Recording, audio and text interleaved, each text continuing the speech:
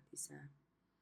Maraming salamat po sa Panginoon sa muling pagkakataon po ngayong umagang ito.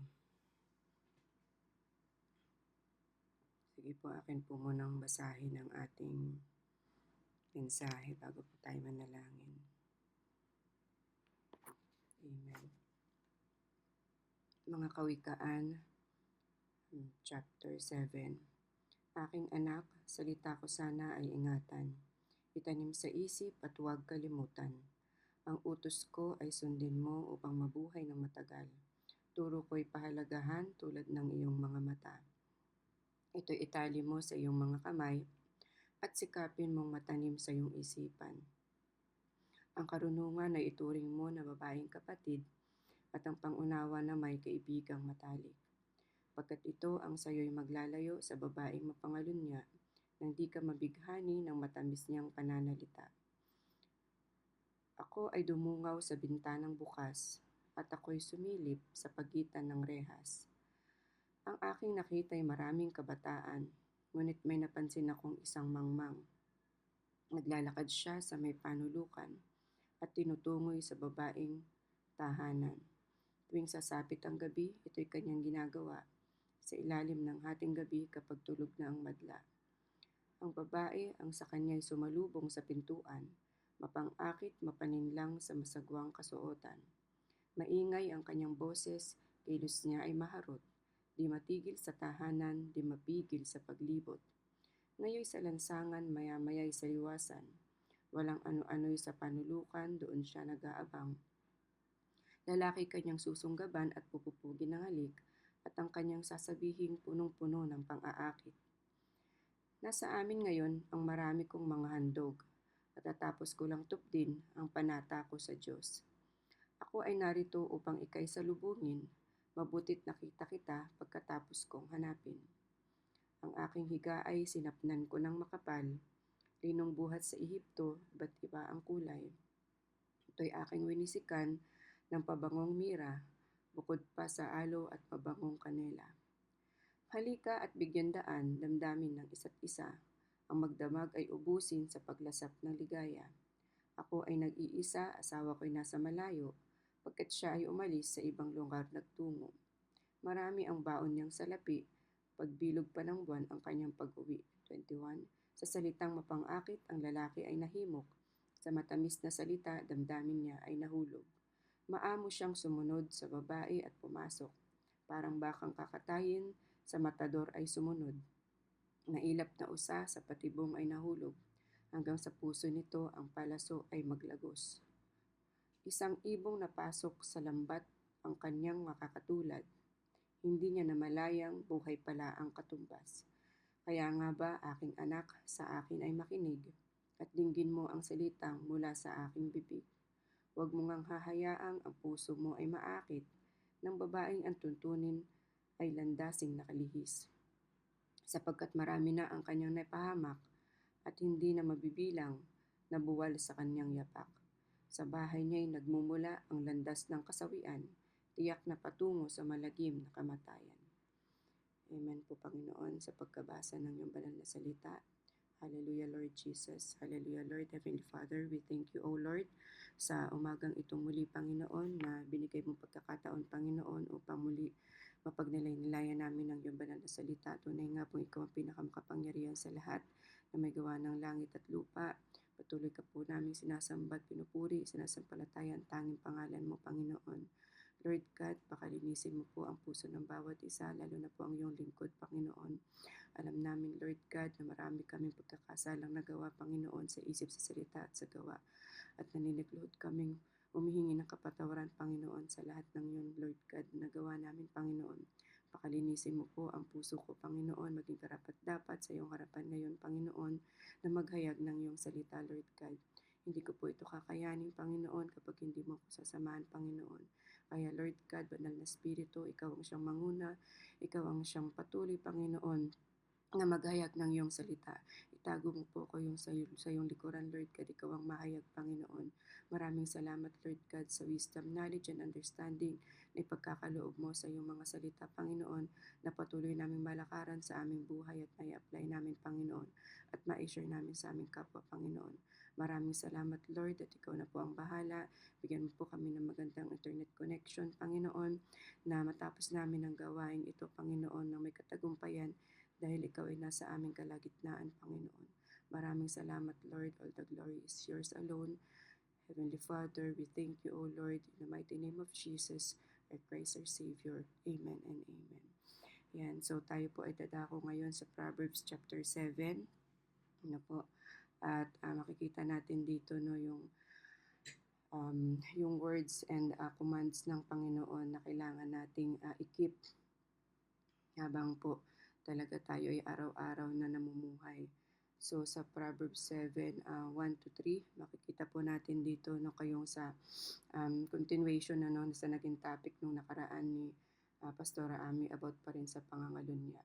Pero dito sa chapter 1 to chapter 7, verse 1 to 3, pinakita ng Panginoon dito on how to keep His words and guard His commands.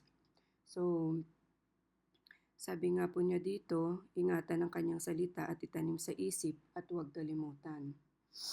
Tuparin ang mga salita at ingatan ang kanyang mga utos. Tulad nga po dun sa mga nakaraan na chapter, no, binanggit po ni Haring Solomon yung personal acceptance of godly instruction kung paano po na magiging sentro ng buhay natin ay ang Diyos. Sabi nga po niya dito sa chapter, sa verse 2, no, sundin ang utos mo upang mabuhay na matagal, turo ko'y pahalagahan tulad ng iyong mga mata. So nakita po natin dito na ang Word of God is kailangan maging apple of the eye natin. Ano po? Na tulad sa ibang bagay na nakikita natin na palaging yun ang nagiging sentro, dapat ang Word of God ay hindi mawala sa puso't isip natin. At sabi sa verse 3, itali mo sa iyong kamay at sikapin mong matanim sa iyong isipan. At ang nakita nga din po natin dito, na ang Word of God ay lagi nating hayaang nasa atin, ano po, sikapin natin na nasa puso, itanim natin sa puso at isipan natin para sa lahat ng mga ginagawa natin, lagi nating iisipin yung Word of God o salita ng Panginoon na yun ang susundin natin. Ang naihalimbawa ko nga din po dito ay ang tulad po ng singsing na po na nakasuot sa ating daliri. Kasi kung babasahin po natin yung sa English, yun nga po nag-ano din ako ng English dahil nga sa natutunan natin na minsan hindi tayo mag-rely lang sa Tagalog kasi minsan mas makakaintindi tayo kapag ibang words po, no, yung may isasalin. Bind them upon their fingers. So doon binabanggit sa fingers, write them upon the table of thine heart. So, ang nakita po natin dito, ano, tulad ng singsing nakasuot sa ating daliri kapag tayo ay kinakasal, di ba? Means ayun yung nagiging simbolo para makita, alimbawa, ipakita lagi na you are married, meron kang commitment sa asawa mo. So, ganun din po yung salita ng Panginoon na kung hindi po natin iaalis po, no, sa ating kamay, sa ating daliri na lagi nating isusuot, no, na makikita po natin na yun yung magiging simbolo natin kung paano natin laging na mapapaalalahanan kung paano natin papahalagahan ang salita ng Panginoon para hindi mawala po sa puso natin, laging nakaukit po sa puso natin ano, na ang salita ng Panginoon ay lagi nating gabay para maturuan tayo sa pang-araw-araw na pamumuhay natin, na maalala natin na sundin kung ano yung mga nais niya sa atin. At ito din ay isa sa mga magpuprotekta sa atin, no, sa every temptation or situation na darating sa buhay natin. So, sabi nga po sa verse 4, ang karunungan na ituring mo na babaeng kapatid at ang pangunawa na may kaibigang matalik. Katulad nga po ng wisdom na nagmumula sa Panginoon dahil nga po ang ating mga kapatid, di ba, ay close sa atin, mahal natin, iniingatan natin. So, katulad ng word na galing sa Panginoon, katulad lagi nating mahalin, ingatan, at wag nating hayaan na mawala sa atin upang hindi tayo mapahawak. At yung pangunawa daw ay katulad ng matalik na kaibigan, which is yung knowledge na galing din sa Panginoon, pero dun sa makamundong ginagalawan natin, ano po, na patuloy pa rin nating pinapahalagahan kung ano yung mga natutunan natin. So sa salita ng Panginoon, nandoon yung karunungan at pangunawa na hindi natin dapat ialis na po sa buhay natin. Mahalin natin, pahalagaan natin, ingatan natin para hindi tayo mapahamak. Dahil ayon nga doon sa sa verse 5. Ayan, lagi ako nag-chapter verse 5. Pagkat ito ang sayo'y maglalayo sa babaeng mapangalunya nang di ka mabighani ng matamis niyang pananalita. So sa verse 5, binabanggit dito ang babaeng mapangalunya is yung temptation, ano po, yung tukso para mailayo tayo doon sa mga hindi ka nais-nais na gawain dito sa mundong ibabaw. Ano po, yun yung mga immoral na kasalanan. Mailayo tayo sa ganun kapag tayo ay um, full ng Word of God, ano po, yung ating buhay, na lagi tayong nakatuon sa salita ng Diyos. Lagi nating maiisip na tama ba ito, Panginoon? Ito, kumbaga, hingi natin lagi yung gabay ng Lord sa lahat ng mga ginagawa natin, kung tayo ba ay karapat-dapat doon sa ginagawa natin o hindi, at kung makakalugod ba sa Panginoon, ano po, yung mga ginagawa natin. So, yun yung makikita natin sa verse 1 to 5 na kung paano tayo pinaalalahanan ng Panginoon na maging bold dun sa salita niya, na hindi natin kailangang kalimutan, lagi nating ingatan, lagi nating ilagay sa ating puso. At sa makikita naman natin sa verse 6 po, doon na nagsimula yung sa babaeng mapangalunya.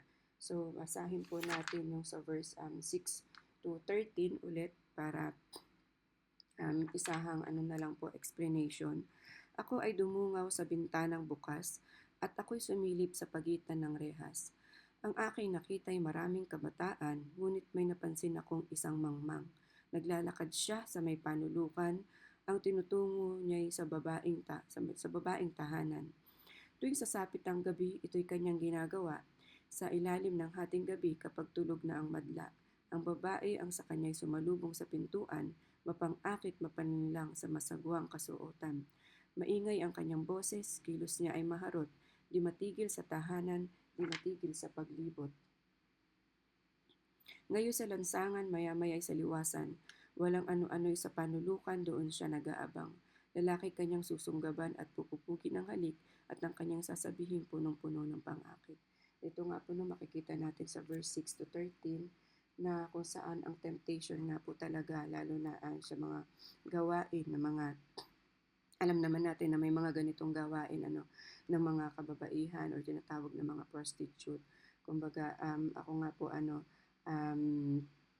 meron akong isang lugar na napuntahan, sa lugar ng Pampanga sa Angeles na po. Doon talaga nakita ko kung gaano talaga ka grabe na po yung gawain na po ng mga kababaihan doon, na talagang ginawa na po talaga nilang hanap buhay, po, yung kanilang mga sarili. So, makikita natin dito na po na talagang kung wala kang talagang wisdom, wala kang knowledge sa Word of God, madali ka talagang masisilaw sa tukso.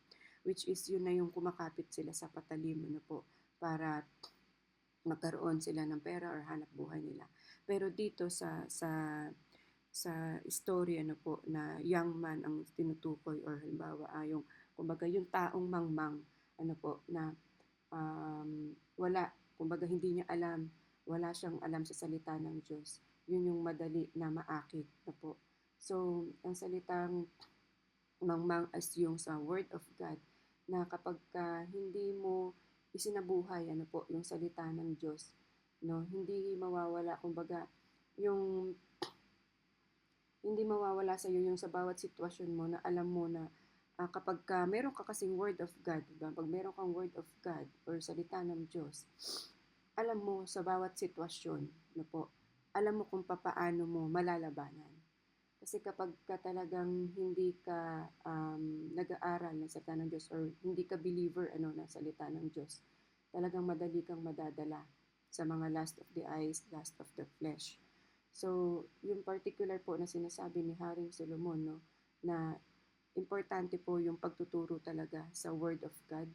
Mahalaga po yun na makatulong sa isang tao na makilala yung mga immoral na layunin po, na alam natin na kapag lalo na sa mga kabataang lalaki or sa mga anak natin na lalaki, imulat natin sila sa Word of God para maiwasan nila yung ganitong temptation. na lalo na kapag talagang hindi nila akalain no, na sa kanila, sa journey nila ng buhay nila ay merong mga ganitong klaseng mga pangyayari na bigla na lang ano po na may mga susulpot na ganitong mga babae nagbibigay ng aliw na po na talagang kung makikita natin wala sa kanila yung pagpapahalaga sa templo ng Diyos. Hindi nila alam yun dahil hindi sila na full na yung katawan nila ng Holy Spirit, 'di ba? Ng Word of God, wala silang alam.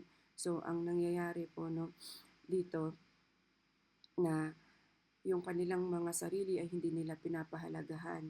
Kaya yun ang nangyayari na um, maibigay na lang kung ano yung gusto ng laman, ano po, na hindi na isa sa buhay kung ano ba talaga ang dapat, paano pahalagahan ang ating mga sarili. Kaya para makaiwas po tayo sa temptation at sa tukso, no, wag nating hayaan, ano po, na talagang nabulag tayo sa mga ganitong sitwasyon dahil alam naman natin talaga na marami sa mundong ibabaw na ganito at wag nating hayaan na hindi natin ma-share yung word of God sa mga taong nangangailangan nito upang talagang makatulong din tayo sa kanilang mga buhay kung paano nila pahalagahan ano po, yung bawat mga sarili nila at matutunan nila na ang templo ng Diyos ay kanilang kailangan na mapahalagahan.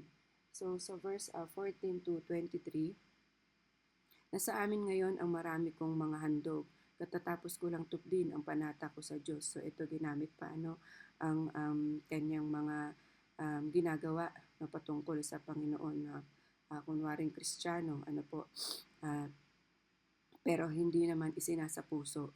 So useless po no yung ginagawa na ganun kung ikaw ay patuloy na magkakasalang alam mo ng mali pero ginagawa mo pa rin. So sa verse 15, ako ay narito upang ikay salubungin, mabutit nakita kita pagkatapos kong hanapin. Ang aking higa ay sinapnan ko ng makapal, linong buhat sa Ehipto, iba't iba pa ang kulay. Ito'y aking winisikan ng mabangong mira, bukod pa sa aloe at mabangong kanela. Halika at bigyan daan damdamin ng isa't isa. Ang magdamag ay ubusin sa paglasap ng ligaya. Verse 19, ako ay nag-iisa, asawa ko'y nasa malayo. So ito na po yung sa adultery, ano? Pagkat siya ay umalis sa ibang lugar nagtungo. Marami ang baon niyang salapi, pagbilog ng buwan pa ang kanyang pag-uwi. Sa salitang mapang-akit, ang lalaki ay nahimok, sa matamis na salita, damdamin niya ay nahulog. Maamo maamo siyang sumunod sa babae at pumasok, parang bakang kakatayin sa matador ay sumunod, mailap na usa, sa patibong ay nahulog. Hanggang sa puso nito, ang palaso ay maglagos, isang ibong napasok sa lambat ang kanyang nakakatulad, hindi niya namalayang buhay pala ang katumbas.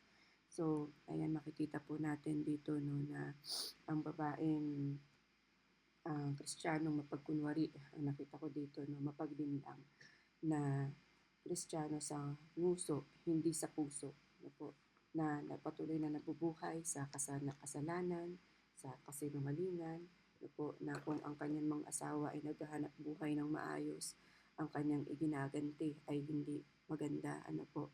So makikita po natin dito na sariling kaligayahan niya lang ang iniisip niya at patuloy na yung lust of the flesh na naman ang nanguna.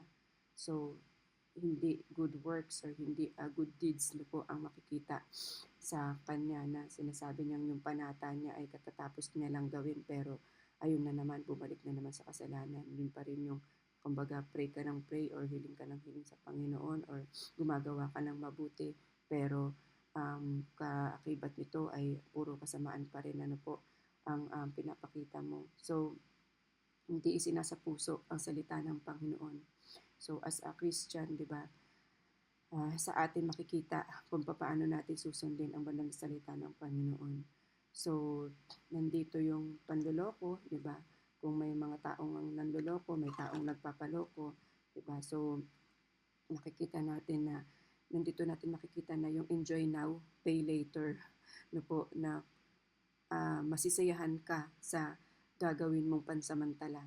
Pero ang kabayaran nito, no, nakita doon ang kabayaran nito, hindi mo alam, yun na yung kasalanan na talagang kailangan mong pagbayaran.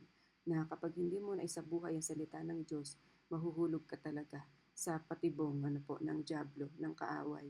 na kapag hindi mo isinasa puso, kapahamakan ang dulot nito.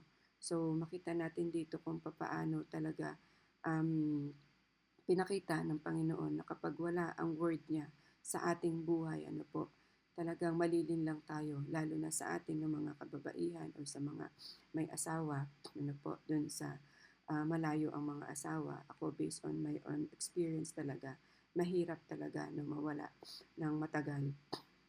Pero sabi ko nga, ako'y nagpapasalamat sa Panginoon dahil nung ang asawa ko ay nakakilala po sa Palawan, doon ako nagkaroon talaga ng mapayapang pag-iisip na po dahil alam ko nang nakakilala siya sa Panginoon, hindi alam kong hindi na siya gagawa ng hindi maganda na po dahil alam naman natin, syempre, di ba, ang mga kalalakihan kapag yan ay wala, hindi natin nalalaman kung ano talaga yung mga ginagawa niyan. Pero dumating sa point na sabi ko nga, hindi ko alam kung ano yung ginagawa niya, pero importante talaga na talagang lagi natin silang ipinagpipray, at nandoon na yung trust, po, na hindi lang trust sa Kanya, kung hindi sa Panginoon, na nandoon yung peace of mind, po, na makakampante ka na kahit sabi mo sa isang araw, isang gabi na hindi tumawag, alam mo na ang ginagawa niya ay maganda, po, na hindi ka na makakapag-isip. Importante po yun sa isang mananampalataya na magkaroon ka ng peace of mind, na panatag ang puso mo. Kasi di ba dati, kapag hindi ka pa, pag wala ka pa sa Panginoon, lagi na lang ang nasa isip mo, kapag ka hindi nakatawag, hindi nakachat, di ba maraming ganun na nagiging nagger, o anong ginagawa mo, baka puro kalokohan na naman ginagawa mo. Ikaw mismo yung naglalagay sa isip mo ng hindi maganda. Pero kumbaga yun ang mai-attract mo. Kumbaga nagiging paranoid ka na ng sarili mong kalokohan, nagiging paranoid ka na ng sarili mong kaisipan, di ba po? Pero ngayong filled ka na ng Holy Spirit, ng salita ng Diyos, kampante ka na kahit na ilang oras na walang tawag dahil alam mo naman nga na nagtatrabaho, po. At yun, kumbaga ako na lang, sa sarili ko na lang po ang ini-example ko, hindi na tayo lalayo, na nandoon na yung kapanatagan po sa puso natin at sa isip, na kahit hindi mo yan kumustahin every now and then, alam mo na nasa Panginoon po ang iyong asawa. Kaya talagang dito pinapakita po na sa salita ng Panginoon tayo po ay talagang mag-rely po. Like, amen, na tayo ay mag-rely sa kanyang mensahe, sa kanyang salita, na hindi natin tayo makapag-isip ng hindi maganda. Dahil kung makikita natin yung isang example nitong babaeng ito, na talagang nangangalunya siya, na naghahanap siya ng kaligayahan sa ibang tao, po, makikita din natin dito na nagpakuha or nagpadala naman yung isang lalaki na hindi niya iniisip kung ano yung kahihinatnan ng kanyang ginagawa. Kaya dito natin makikita na kapag nagpadala tayo sa salita ng mundo at hindi sa salita ng Diyos, kapahamakan po, ang mabibigay sa atin ito at hindi kapayapaan. Kaya, ayan, maraming salamat po sa salita ng Panginoon, po, na patuloy na lumalakad sa buhay ng bawat isa, lalo na sa mga buhay may asawa. At sa verse 24 nga po, verse 24 hanggang 27, kaya nga ba aking anak, sa akin ay makinig, at dinggin mo ang salitang mula sa aking bibig. Huwag mo ngang hahayaang ang puso ay maakit ng babaeng ang tuntunin ay landasing nakalihis, sapagkat marami na ang kanyang naipahamak at hindi na mabibilang na buwal sa kanyang yapak. Sa bahay niya'y nagmumula ang landas na kasawian, tiyak na patungo sa malagim na kamatayan. So dito sa verse 24 to 27, patuloy nga po tayo na nangangailangan ng karunungan na nagmumula sa Diyos upang makilala natin yung patibong ng kasalanan, or para makilala natin. Kaya importante talaga po, na lagi nating ipag-pray, na gabayan tayo ng Panginoon, i-open niya yung eyes natin, i-open niya yung heart natin sa mga kasalanang dala ng mundong ito. So, napakalaking mensahe po ng Proverbs or ng kawikaan na ang karunungan ay nagmumula sa batas ng Diyos, na hindi naman na nakasulat po, hindi katulad sa mga lumang tipan na nakasulat pa sa yung batas niya doon sa bato. Hindi na ito nakasulat sa tapyas ng bato, kundi sa puso na ng mananampalataya. So, sabi nga po sa Hebreo, nakita natin ito sa Hebreo chapter 10, verse 16 na po. Basahin ko lang po. Ganito ang gagawin kong tipan sa kanila pagdating ng mga araw na yon, sabi ng Panginoon, itatanim ko sa kanilang puso ang aking mga utos at isusulat ko ang mga iyon sa kanilang mga isip. So yun yung panghawakan po natin sa karunungan na pinagkaloob ng Lord na sa puso natin itanim yung kautusan ng Panginoon at ilagay natin lagi sa isipan natin kung tama ba o mali yung ating mga gagawin. Tulad nga po ng sabi ko kanina at sinabi ng Panginoon na keep His words and guards His commands, na ilagi natin isa puso. So, tulad nga po nung singsing sa kasal, ang pagsunod po sa utos ng Diyos ay nangangailangan na tayo ay na kay Kristo, at hindi tayo magpagamit sa anumang paraan ng pamumuhay o anumang paraan dito sa mundo. So following God's commands and signifies that we belong to Christ and are unavailable to any other way of life. So walang karapatan po walang karapatan ng anuman pong mga bagay dito sa mundong ito, na hindi nakaayon o naaayon sa ating Panginoon. Kaya talagang that kind of intimacy na meron tayo sa Panginoon, hindi yun automatic na ibinibigay ng Panginoon. It must be intentionally protected. Kasi nga ibinigay na sa atin ng Panginoon kung paano tayo sumunod sa Kanya. Pero yung intimacy na relationship natin sa Panginoon, nasa atin pa rin yun. Kaya nga tayo binigyan ng free will na importante na palaging magkaroon tayo ng quiet time, intimate relationship sa Panginoon, para talagang makita natin kung paano talaga lumalakad ang banal na spirito sa buhay natin, kung paano tayo magpalakad sa Kanya, kasi nga tayo, ang banal na spirito ay namumuhay sa ating katawan, di ba? At paano tayo lalakad at paano natin lalakaran yung Kanyang mensahe sa atin sa araw-araw. Kaya kailangan natin protektahan ang bawat sarili natin, protektahan natin ang salita ng Diyos na hindi tayo makagawa ng anumang kasalanan na against sa Kanya. Kaya importante na malaman natin kung paano natin lakaran o hakbangan ang will ng Panginoon sa atin. Kasi sa araw-araw na ginagawa natin, hindi natin alam we have no idea kung ano yung sitwasyon or tukso na haharapin natin ngayong araw na to, di ba? Or this week, or this month, there's coming following week, following month, di ba? Wala tayong idea. Pero ang isa lang na sigurado natin, kung paano natin maisa sa puso o maisa sa buhay ang salita ng Diyos para maprotektahan at maihanda tayo, maihanda ang ating puso sa anumang sitwasyon o anumang challenge ng buhay. Kaya maraming salamat sa Panginoon kasi yung wisdom na pinagkakalob niya sa atin, lalo na ngayon 3 a.m. Sa maghapon na gagawin natin, alam natin kung paano natin maprotektahan ang sarili natin, maprotektahan ang salita ng Diyos, na kung anuman mga pagsubok ang dumating sa maghapong ito, anumang mga challenge, dahil alam naman natin, di ba, every now and then, alam natin every minute, every hour, pwede tayong salakayin ng kalaban, pero kung tayo nga ay puno ng salita ng Diyos, ang ating isip, ang ating puso, hindi tayo malilinlang ng kaaway.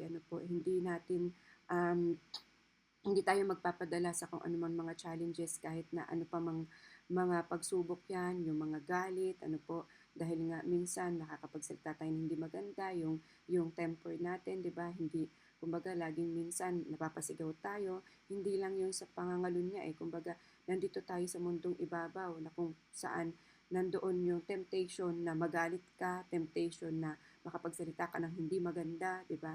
Hindi lang yung sa personal or sa physical kumbaga emotional din, di ba? Kailangan natin ipanalangin sa Panginoon kung paano tayo maprotektahan upang mailayo tayo sa mga ganong klase ng mga nararamdaman po natin. Ako po talagang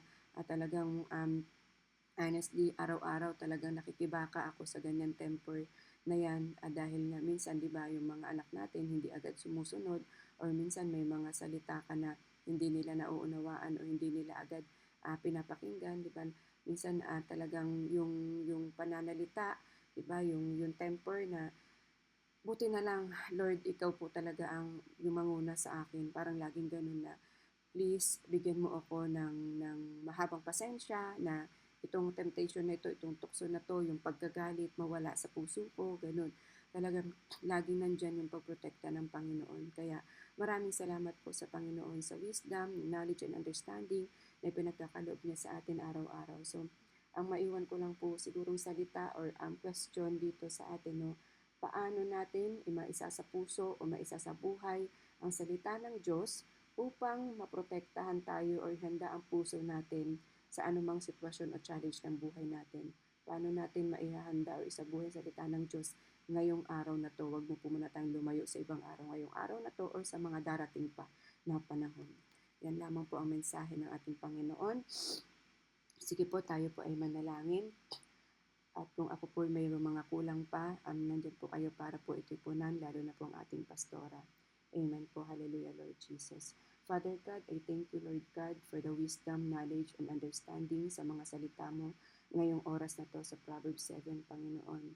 I am not perfect, Panginoon. Hindi kami perfect, Panginoon. Nakakagawa pa rin kami, Panginoon, ng mga kasalanan sa iyo, Lord God. Kaya isinasamo po namin sa iyo, Panginoon, na araw-araw, tulungan mo kami, samahan mo kami, Panginoon, sa pagharap namin sa mundong ito, Panginoon. Purify our heart, Panginoon, at Lord, tignan namin, Panginoon, kung papaano ka mamuhay sa puso namin, sa buhay namin, Lord God. Tumingin kami ng buong puso at kaluluwa sa mga salita mo, Panginoon. Father God, our Lord, our Savior, Jesus Christ, humihingi po kami ng kapatawaran sa lahat ng mga nagawa namin kasalanan, hindi nakakalugod sa iyo, Panginoon, sa isip, sa salita at sa gawa. At patuloy mo nga pong pakalinisin ang puso ng bawat isa, Lord God, na sa araw-araw namin, Panginoon, na pagharap sa mundong ito, Panginoon. Ang salita mo ang siyang palagi naming panghawakan, ang salita mo ang siyang lagi naming isa puso, ang salita mo ay siyang lagi naming isa buhay, Panginoon. Makaiwas kami sa anumang temptation at sa mga tukso. Ganun din po, Panginoon, itinataas namin sa iyo ang mga bawat asawa namin, Panginoon, sa kanilang paghahanap buhay, malayo man sila sa amin, Lord God. Nandun yung kapanatagan ng puso ng bawat isa, Panginoon, na hindi sila magkakasala sa amin at lalo nang hindi sila magkakasala sa iyo, Panginoon. Dahil nga po sa salita mo, Panginoon, kung kami ay binind mo na, Panginoon, at maging mag-asawa, hindi kami, Panginoon, sa bawat isa lamang, Lord God, hindi kami nangako, kundi nangako din kami sa iyo, Panginoon. Yun nawa lagi ang naming pakaisipin, Panginoon, at ang mga kapamilya namin, Lord God, na nasa mga ganitong gawain, ng mga babaeng nagbibigay aliw, Panginoon, at sa mga lalaki, Panginoon, na madaling, Panginoon, na Lord God, na aakit sa mga ganitong klaseng mga salita o gawain, Lord, itinataas namin sila sa iyo, Panginoon, na ikaw ang siya patuloy na kumilos sa kanilang buhay, na iparanas mo sa kanila ang grace mo, Panginoon, na mapangalagaan nila ang templong ipinangako mo sa kanila, Panginoon, ang templong ibinigay mo sa kanila, Panginoon, mapangalagaan nila, Lord. Maraming salamat po, Panginoon, sa patuloy na kumikilos ka sa buhay ng bawat isa at nagiging sentro ka ng buhay ng bawat isa. All the glory is yours alone, Panginoon, in the mighty name of Jesus Christ, our Lord and Savior. Amen and amen. Glory to God po at maraming salamat po. Back to you po, Nay Andrea. Amen po. Yung sinasabi nga nating karunungan, ano po, pag pinagkaloob ng ating Panginoon, it is to direct toward mga kabataan, mga babae at lalaki na kung saan ay magtutuwid sa bawat isa. Sabi ko nga po, we are so blessed sa panahon ito na kung saan bagamat tayo po ay lagi nagkakausap na kung saan ay ito pa rin yung magpapatalas sa bawat isa sa atin. Kaya sabi sa Proverbs, iron sharpen iron, na kung saan ito po ay pinakikita sa atin na kung saan yung mga tao has no purpose in life is simple-minded. Ano po, makikita po natin itong Proverbs na ito na chapter 7 ay babala pong muli sa kumbaga hindi lamang ito sa lust of the flesh, kundi sa iba pang bagay na kung saan ay dapat po nating pinaalala sa atin na wag po nating gawin. Ano? Sabi nga po, kung tayo nga po ay walang layunin sa buhay po natin, wala tayong direction, ang buhay po natin ay tunay nga po na unstable. Hindi po natin alam ang tinatahak po natin. Sabi nga po ay dahil ito nga po, we are prone to temptation. Ano? Lagi tayong prone, lagi tayong nakaabang sa mga tukso. Not only in the lust of the flesh, but in every aspect of our lives. Ano po? Dito sa pagtuturo sa ating ito, ay andun nga po na kung saan, bagamat ang turong ito ni Haring Solomon ay, directly sa isang babae na kung saan ay umaakit sa isang lalaki. Pero in spiritual, gano'n din po kung ating titingnan, ano po, na kung saan ay, tayo po ay talagang binawarningan, binababalaan ng salita ng Diyos na kung saan ay magkaroon tayo ng tapang at talino na kung saan paano natin maiiwasan ang mga tukso na kung saan ay nag-aabang sa buhay po natin. Gaya na nga lang po halimbawa yung temptation na kung saan may mga ginagamit ang diablo para tuksohin yung iyong temper na kung saan minsan kung kulang ka nga po sa kanya sabi ni Sis Anawa wisdom, talagang madadala ka na kung saan ay yung mga sa nakakahulubilo nating mga tao, halimbawa sa pananalita lamang, na kung saan ay mistakes, na kung saan yung mga temptation na kung saan kung ikay makitid ang kamalayan mo, nakapatulan mo na yun, kung makikipag-usap ka na, makikipagdaldalan ka na. Pero salamat sa Panginoon, yung she is a God of control, hindi mo na pinatulan yung ganyang salita. So, yun po yun, sa ganong aspeto, ano po. Dito po sa sinasabi nga po dito sa mga to combat para mapaglamanan daw po natin ang tukso, make sure siguraduhin daw natin ang buhay po natin is full of God's word and wisdom. Punong-puno ng karunungan nagmumula sa ating Panginoon. I-recognize natin ang mga strategies ng temptation and run away from them fast. So ito po, i-recognize natin yung mga estratehiya ng mga away para tayo matukso, na tayo mayamot, magalit, na magiging sari ng hindi ninyo pagkakaintindihan. So, ganun po yung nakita po natin, na pag nag-asawa ka, iiwan mo ang iyong pamilya, ang iyong ama't ina, at ikaw kayong dalawa ang magsasama. At may makikita nga po, dahil tayo po ay nananalangin, I do believe na God is in control. Huwag mo nga hayaan ang puso mo ay maakit sa babaeng ang tuntunay ay landasing nakalihis, sapagkat marami na ang kanyang naipahama, at hindi mapabibilang madugwal ang kanyang yapak. Sa bahay niya ay nagmumula ang landas ng kasawi, ang bawat isa'y humahanga sa lagim ng kamatayan. Okay, there are different steps. Ba't ibang hakbangin na kung saan ay ma-avoid natin yung mga kasalanan. Okay, kasi dito nga po binabanggit dito ni Haring Solomon yung sexual sin. Ano po? Kasi nga po, maisip natin, kasi nga, dito bumagsak si Haring Solomon. Yung tukso na kung sabi nga po ay libo yung naging asawa niya, tapos meron pa siyang concubine o yung mga mistress bukod siya talaga siguro pinakasalan talaga niya at bukod pa yun talagang mistress. So, dito ay bagamat at sexual immorality ang binabanggit dito, but on the other hand, dapat po tayo sa ibang mga aspeto ng buhay po natin ay andun nga po na let guard our mind. First of all, bantayan po natin ang ating kaisipan. Sabi nga po, ito sa mga bagay na kung saan ay sa mga ginagawang itong tukso, okay, punta tayo kung sa sexual immorality sa mga kabataan. Dahil minsan ko lang naging temptation dito no, kung kabataan kasi nabasa, nakakapagbasa ka man ng pocketbook, nagbabasa ka na, doon sa pocketbook ng araw, uso yun, na kung saan pag nagbabasa ka talaga natitems ka na, iba na yung nagiging feeling mo, nagbabasa ka pa lang nun ha. At tapos yun nga sabi na, don't read the iba yung pagbabasa ng aklat mo, yung picture, yung mga pornography picture, minsan yun po sa aking experience ko lang po, alam po, ganito mababaw lang aking mga karatang tukol about sa yung mga bagay. Naglilinis po ako doon sa nasa Hong Kong pa ako. Naglilinis po ako sa isang bookshelf ng aking mga employer. Meron ako nakita doon na magandang magazine. Ang ganda ng pagkakaano niya. Nako, nung buklatin ko po, Diyos ko po yung pala yung pornography. Na kung saan, kung ikaw ay kagaya na kung saan ay matetempt ka talagang buklatin mo yun, kung saan tingnan mo yung mga parts ng iba't ibang, kasi magagandang modelo ng babae at lalaki ang nilang ginagamit Tapos dumalao na, iba na yung nakikita mo yung talagang ginagawa na ng babae at lalaki. So ito po ay yung andun. To avoid that, ay makita po natin, huwag na natin buklatin. Yung mga picture na yan. Kung saan, ito kasi nag encourage the fantasies na kung saan nag stimulate to wrong desire. Di po baga? Karanasan, alam po natin yun.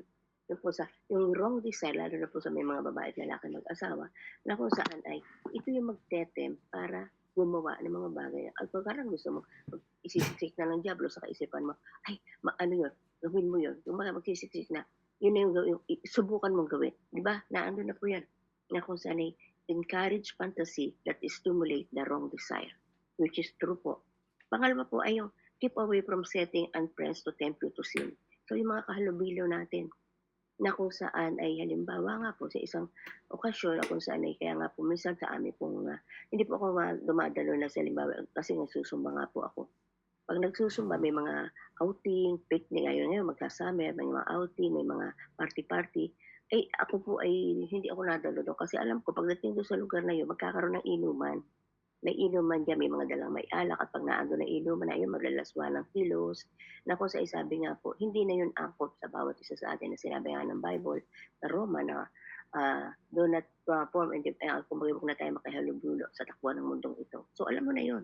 So, huwag mo ng kung saan ay yung mga setting of your friends na kung ikaw po ay makagkasala. Ano po, puwede naman tayong iwasan yun, makakagawa tayo ng maraming dahilan at alam naman po nila yun na kung saan kung ikaw ay isang ganyan na kung saan anak na ng Diyos ay hindi ka na nila para akitin pa.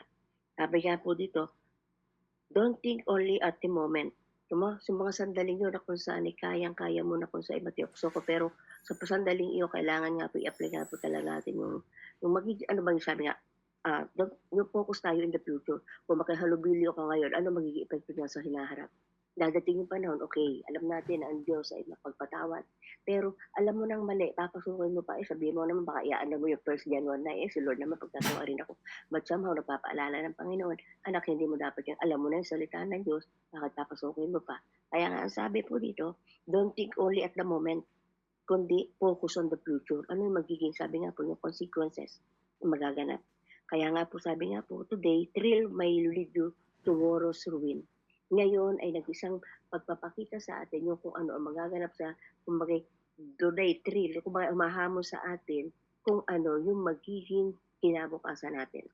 Kaya, we are so blessed. Sabi ko nga, we are blessed sa panahon ito na yung nananamnam natin, na may meditate natin, na pag-aaralan natin ang bawat verses ng salita ng Diyos na siyang magtutuwid sa bawat isa sa atin. At ito yung magiging step pa rin natin para tayo ay tumaas yung kapasidad natin at abilidad natin para tayo lumakad ng may kabanalan, may katwiran sa ating Panginoon.